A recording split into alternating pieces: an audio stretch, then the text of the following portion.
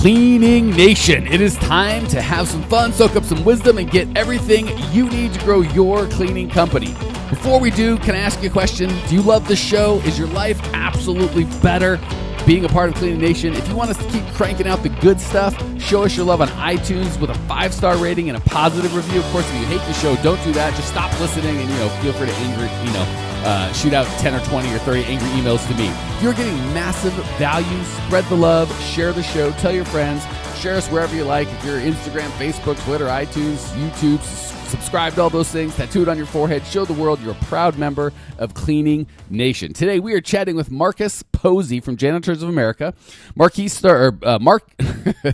it's a good thing I don't speak for a living. Marcus started Janitors of America just about 6 months ago, so he's fairly new. They do commercial cleaning in the Atlanta area. Marcus, welcome to the show, my friend. Oh, thank you for having me on the show. So glad to have you, brother. I got to be honest, I always get charged up with people that are new to the business. The energy that you guys bring is awesome. Tell us a little bit about why you started, where you're at, and what's going on in your world, man. Okay, well, as you mentioned already, my name is Marcus Posey. I run Janitors of Atlanta. I service the metro Atlanta area. And a little background on me, I actually worked for a janitorial service company for a little over 8 years. And also, in addition to that, I got a lot of cleaning experience during my time in the military, which probably isn't something that people would think you do a lot of in the military, but I'll tell you, it does happen almost daily. So I decided once I exited the military that I was going to go into business for myself. And it just seemed like it made perfect sense for me to go into the janitorial space. I had a wide knowledge on it. I don't mind doing the work. I actually kind of find enjoyment in it, which a lot of people seem to find it hard to believe. But, you find peace in the work that you do, and I definitely find peace in going in and taking care of people's homes and office establishments. So that's pretty much what got me on the path that I'm on now with Janitors of Atlanta. Just wanting to do something that I knew I was good at and could really put my all into. All right, beautiful. Well, first of all, hopefully, if any of you guys have listened to the show long enough, you know that I love serving owners of cleaning companies. Only thing that makes that better is the opportunity to serve former military that are also in the cleaning business, brother. So I was going to give you the good stuff before, but now it is doubly on. That said, do you serve you mentioned cleaning people's homes. Do you do residential and commercial, or just commercial? I do residential and commercial. We actually started when we launched in October of last year. We started in the residential space because I had already had a few people that were just ready to allow me to get in and get my feet wet by cleaning in their homes. So we started in that space doing residential cleanings, typically the move in, move out type. Some were regular cleanings, and then additional carpet cleanings as well. We just moved into going into tackling the commercial space at the start of this year. We decided when the new year rolled in, we were going to go full speed and get out there in the commercial space as well. All right, so one of the things that regular listeners of Cleaning Nation, or regular members of Cleaning Nation, will know is I'm a big fan of doing one or the other. So I know you didn't ask for this coaching, but I'm going to give it to you and make sure that Cleaning Nation gets it as well. So many people think that the business that we are in is cleaning, and we're not. Truly, the successful people that I work with and coach are experts at attracting clients and building communities, building places that people want to be a part of, both employees and customers. So let me if we're in the business of cleaning, it would make sense to say, well, gosh, to clean this guy's house or that guy's office or this building over here, they're all kind of the same thing. They're all cleaning. Obviously, they're going to change a little bit, but it's the same difference. But the reality is we are in the difference of attracting customers and creating communities. And when you compare the residential and commercial sides, those are totally different businesses. The needs and wants of a stay-at-home mom with 3 kids and a 3,000 square foot house, her needs are totally different than the office manager of a medical facility that is worrying about OSHA breathing down their neck. So when you go to client attraction, your life will be infinitely easier, Marcus, and Cleaning Nation, if you can pick the market that you want and stick with that, and then even pick a niche within that market, right? So even within commercial, the owner of a restaurant is going to have totally different needs for you and your company than that medical professional I told you about that's worried about OSHA. So the first bit of unsolicited advice that you'll get is really pick one and focus. And there's no right or wrong answer. It really kind of depends on what you want to do and what kind of lifestyle, income, how fast you want to grow, what kind of money you want to make, all that good stuff you want to do. But I would just really encourage you, don't be a jack of all trades and a master of none. Really own a niche. Is that fair right off the bat? Absolutely. Absolutely. Okay. I couldn't agree more. There's a huge difference between residential and commercial. Cool. So again, and that wasn't just for you, Marcus. That was anytime someone says kind of contrary to what I coach, I want to make sure I put that out there and say, hey, here's what I think works best. All right, now that you've got the feedback that you didn't ask for, how can I help you, brother? What are you looking for so I can help you on what you want today? Okay. Well, as I stated, we just jumped into the commercial lane at the top of the year, so naturally, my question is going to be more geared towards the commercial side of things, because that is where I truly see myself doing my greatest work. So I'm kind of targeting daycares right now, because I feel like with the amount of them that I see around in my area, and then I'm going in and visiting with them, and I'm getting a lot of feedback that many of them are not happy with the cleaning companies that they're currently using. So I guess my biggest question would be, what is the most effective way to market to daycare companies? I've left several hard copy materials there with them, pamphlets and things of that nature, explaining, who the company is and what kind of products we use and what services we could offer to them. But I'm starting to feel like maybe the language within my documents just isn't effective enough to grasp or hold the customer's attention, or perhaps I'm being too wordy and losing people in that aspect. All right. Well, first of all, congratulations on identifying a niche. Daycare is a fine niche, and they're very specific in terms of what they need.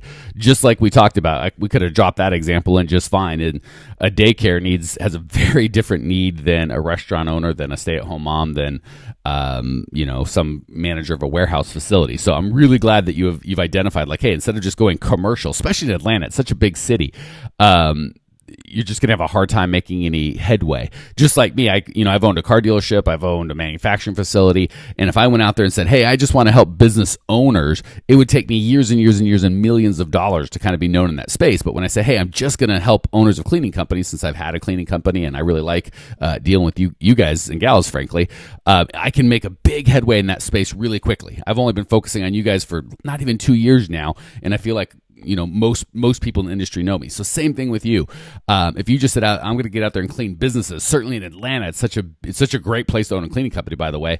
It would take you years and years and years to get known. But if you say, all I'm going to do is work with daycare folks, and everyone's going to know Janitors of Atlanta is the daycare folks people, and maybe all of Atlanta and all the commercial cleaning and all the residents of Atlanta, maybe none of them. No one will know who Janitors of America is. But by golly, if you're a daycare and you're in Atlanta or the greater Atlanta area, you will know who Janitors of Atlanta is. See the difference in the power and that focus? Absolutely. Okay, first of all, especially since you're so new, I love Janitors of Atlanta because that's very clear, right? And that's the other thing. With Janitors in Atlanta, that's a terrible name for residential cleaning, because residential people don't hire janitors, they hire maids. Just like Maids of Atlanta would be terrible for commercial. So I love Janitors of Atlanta for commercial, because you have 3 words, and in those 3 words, I know exactly what you do. I know that if I'm in Tallahassee, Florida, you're not for me. I know that if I'm a resident, you're not for me. But if I am a owner of a building that needs a janitor and I'm in Atlanta, there's no question. Just by knowing your name, I already feel more comfortable with you than all these other names, or made this or made that, or all these other kind of names that are cute but not clear. So congratulations on that. I would encourage you, if you're going to focus on daycare, to change it, to get even more specific and move it. Again, this is just off the top of my head, like daycare facilities management of Atlanta, or daycare cleaners of Atlanta, or daycare janitors of Atlanta. Now, if I'm a daycare owner in Atlanta and I'm looking for a cleaner, and I meet Marcus from Daycare Cleaners or Daycare Janitors of Atlanta, man, do I know I'm in the right spot. Does that make sense? I get where you're going with it. Just kind of pinpoint exactly who it is we're seeking to help. Exactly. That's exactly right. And even when I said homeowners don't hire janitors, they hire maids, and commercial people don't hire maids, they hire janitors. They may not hire janitors. They might hire custodial services or commercial cleaning services, or they might hire janitors. So first and foremost, I would talk to daycare services and listen when they say, we don't like the service we have. Well, what service? Well, the cleaning service or the janitorial service or the custodial service. Different people use different things. If we were marketing to doctors, we wouldn't tell them how to market for new customers. We'd tell them how to market for new patients, right? Because we're going to offend them or make them feel that we don't understand them or belong just by saying we can help you get more customers, because that's not what they want. They want patients. So little stuff like that sounds like it's not a big deal, but it really can add up. So when you're saying, and when you're like, hey, when are we going to talk about what my leave behinds and how to write that down? This is exactly what you're going to put on them, right? If they hire cleaning services, but your leave behind materials say janitorial services, they're going to think that you don't understand them. So just in the conversations you've had with them, have you gotten a feel for what they call the people that clean their buildings? Did they refer to them as their cleaning service, their janitorial service, or their janitors? Cleaning service seems to be what they most likely say, because when I call or actually go out in person, I'm asking them, well, how do you feel about your current cleaning service provider? So that's usually the language that's being used as cleaning service. Okay, well, step it. Don't listen to what you call that. Listen to what they call it. And if they call it cleaning service, then you might say, I forgot the name of the kid care. What is it? Child Care Cleaning Services of Atlanta, right? So just make sure that you use the exact words that they use. That's the first thing. The second thing is, when you go in, you're probably making a mistake that most people make, which is you go in to talk about you. Hey, I'm Marcus from Janitors Atlanta. We do this, and we just started, and we're real excited, and we, and I want, and I, and they're not interested in you or your company or any of that stuff at all. They are probably interested in, I've got an upset parent, and I've got this kid that's screaming, and I've got to worry about this, and rent is due. So they've got all sorts of problems that they're dealing with. And when you come in and try and change the subject, so to speak, and talk about you and what you offer, they're going to, that's not something you're interested in. So they're going to try and get you out of their office as quickly as possible. One of the ways they do that is, yeah, sure, Marcus, that's great. Can you leave me back some information so we'll look at it later? Which translated means, get out of my office. I'm not interested right now. So if that's the circumstance, you can leave behind stuff, but it's almost always going to go in the trash or some file, and it's never going to get read. So it almost doesn't matter what you put on there. The feedback I would use is, when you go in, instead of talking about you and what you have to offer and what you want to talk about, ask them about what they want to talk about. I would walk in and go, hey, Marcus, what's the biggest struggle you have as the manager of a daycare facility? I promise if you ask that question, they're not going to say, yeah, leave behind some materials and I'll look at it and call you back. They're going to go, and then they're going to tell you exactly what to write on your leave behind material, right? I don't know what that is, because I'm not the owner of a daycare facility or the manager, but I promise you, they will talk to you and tell you exactly what their problem is. And guess what you're going to write, not just on your leave behind material, but on your quotes, on your bids, on your website, on your business cards, on your email signatures, anytime you're writing anything down or communicating with a customer, it's always going to be about that pain that customer is going to share when you ask them. Any questions or thoughts so far? No, I couldn't agree with you more, because I've actually experienced that quite a bit, where it's just like there's so much things going on within the daycare, and they're flying around trying to chase down this child or do this, that, and the other, that it actually becomes a thing where it's like, okay, yeah, just leave me something, or, give me a card and I'll contact you later. So I definitely identify with what you just said. Cool. And it's not that they hate you or they're angry with you. It's just they've got 100 things on their to-do list, and getting the cleaning service changed out is number 73. So if you're trying to talk about number 73 before number 1 through 72 are solved, they're not interested in that conversation. So instead of trying to move the conversation into what you're interested in, I would allow them to talk about their number one thing. Oh my God. And they'll tell you, oh my gosh, this lady called in and her kid got sick and she brought him in and he had a snotty nose and I sent him home, and you wouldn't believe this. She'll talk, right? Now she's not throwing you out at all. She'll have a 30, or he, I don't know what gender you're usually dealing with.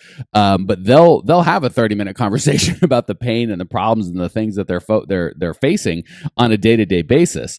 The good news is, if you go in with that kind of a plan, and there's another podcast, I'll link to it in the show notes, which we talk about how to make sure that you don't get the bum's rush. Like when you go in, that they are ready to talk to you and they want to have a conversation. You've kind of got some uninterrupted space, but we can't get, we don't have time for that now. That said, when you go in there and talk about them and listen to them and their problems, you can just tell them the only thing that they need to know about you is, hey, I'm opening we have a cleaning service here in Atlanta, and we're moving into the daycare space, and we're just going to specialize in focusing on taking care of you and your needs. Would you tell me about what your needs are, what your pains are? Can you give me an example? Can you be more specific? What does that cost you? How does that make you feel? What have you tried to solve it? Just really ask a lot of open-ended questions and listen to their answers or write them down. And two things are going to happen. One, they're going to give you excellent feedback and data for all of your materials. Again, whether it be print materials or online materials or videos or podcasts or any kind of thing that you do, it's going to be something that they're interested in because they told you that that's what they're interested. Number two, they are going to start wanting you to, no one's come in and done that, said, hey, we only specialize in daycare. We're actually, daycare cleaning service of Atlanta. And all I'm here to do is hear your pain. And the reason I'm here to hear your pain is we're going to customize our services just for you. So when you say that you need your little toys disinfected every week and every other cleaner says, oh, we don't do that, that's going to be the first and foremost thing that we do. So when you tell them, I'm going to go interview 10 or 20 or basically all the daycares in this neighborhood and find out their pain and their struggle and their frustration. And we're going to customize our service just to take care of that specific pain that you have that nobody else in the world has, right? Restaurants don't have it, gyms or fitness facilities don't have it, medical facilities don't have it, lawyers' offices, you fill in the blank. Nobody has their specific pain, but other daycares. And then once you've done that, once you've talked to 10 or 20 of them, I guarantee you 2 or 3 are going to go, man, why wouldn't you bid me? If you're going to do all this, why won't you give me a bid? And then you can give them a bid. And the folks that don't ask for a bid, I promise you, if you call back and go, hey, I remember that conversation we had where I listened to all your pain and we talked about your unique struggles and challenges in this business. Well, I had 20 other conversations just like that. And now we've created our services to solve all the problems that we talked about and some that you didn't even bring up. Would you be interested in hearing about that? There's a much more, you see how you didn't say anything about you. It was all about them. The only thing about you is I went out and gathered this information that you're going to find valuable. Everything else is about them and their pain and how you could solve that. They're far more likely to have that conversation with you than when you're just interrupting them and wanting to tell them how great you are and what your needs and wants are. Any thoughts or questions on how to kind of get started implementing that, my friend? Not at all. I think you just made that absolutely crystal clear for me. I mean, if I go in and just absolutely give them the floor to speak and tell me what their problems are, they'll pretty much give me the information I need to put on my leave behind materials.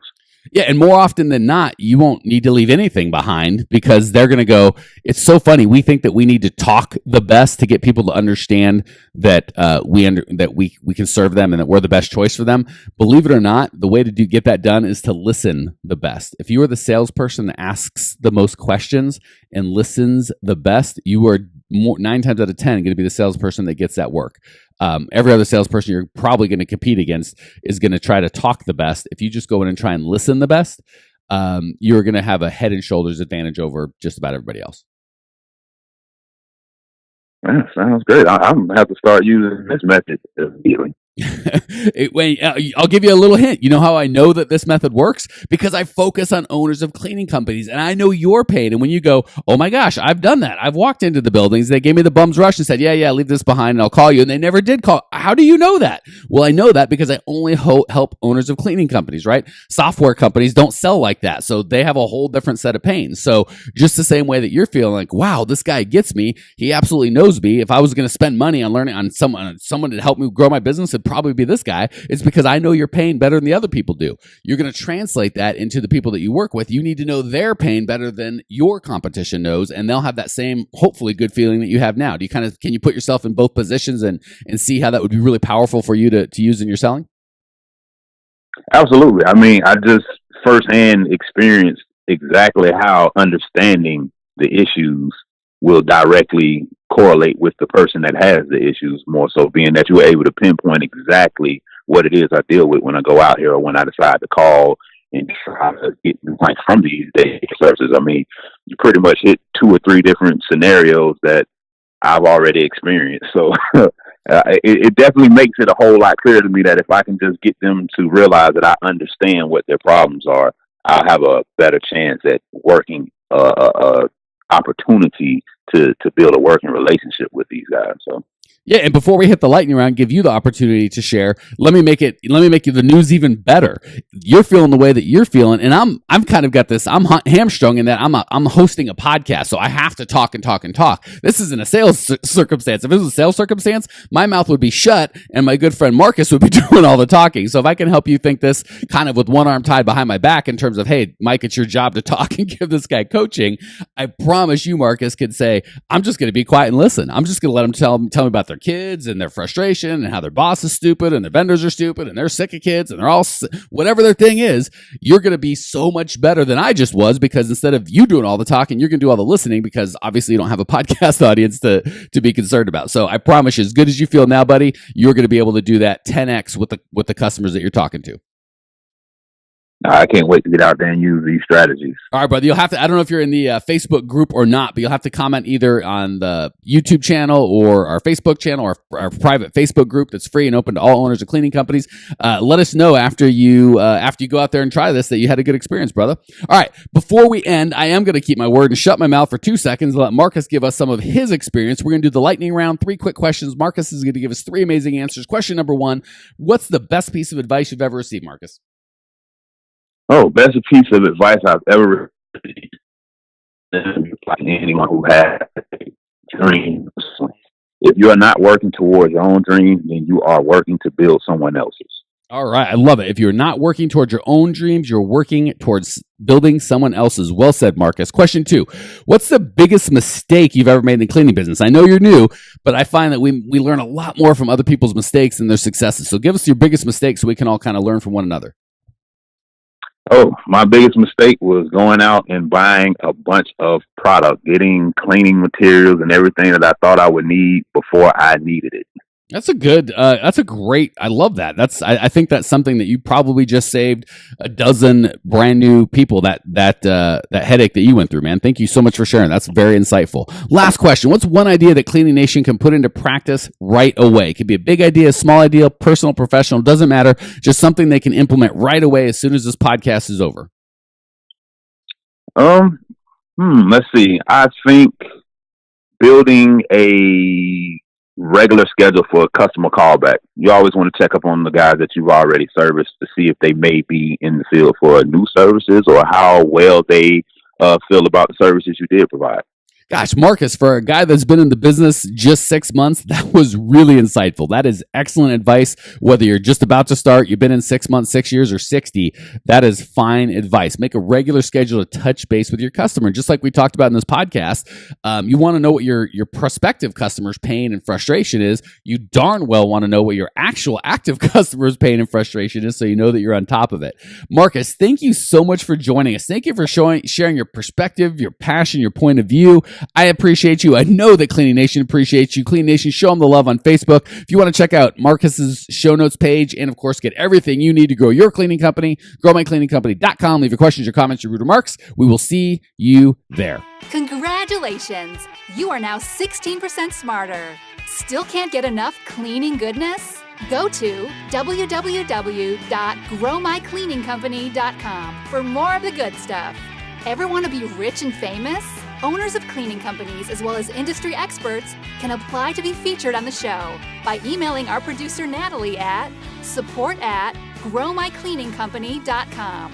Until then, don't miss out on all the latest cleaning industry lovin' at www.growmycleaningcompany.com. Check it out now.